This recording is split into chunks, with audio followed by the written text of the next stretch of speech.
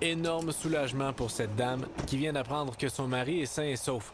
Avant d'aller le rejoindre à l'hôpital, elle a pris le temps de féliciter quelques-uns des policiers qui ont participé à l'opération. L'hélicoptère de la Sûreté du Québec a survolé pendant des heures le lot boisé de l'octogénaire. Le Saguenayien et sa femme possèdent une terre de 40 acres à Stoke, où ils viennent passer quelques semaines par année.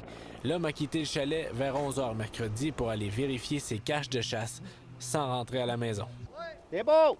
On est parti! Les effectifs policiers se sont déployés à pied, en VTT et dans les airs pour tenter de le retracer. Henri Carrier est propriétaire du lot voisin. Il a participé activement aux recherches. De ce que vous connaissez de lui, il connaît bien la place, il vient souvent?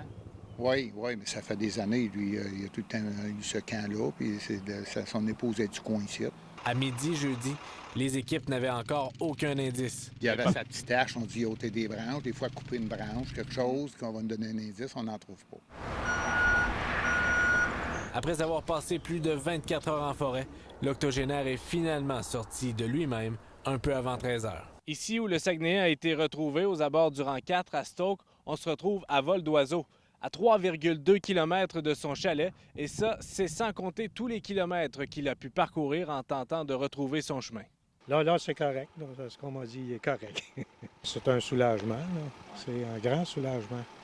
L'homme semblait en pleine santé, en possession de ses moyens, mais a quand même été transporté à l'hôpital par mesure préventive.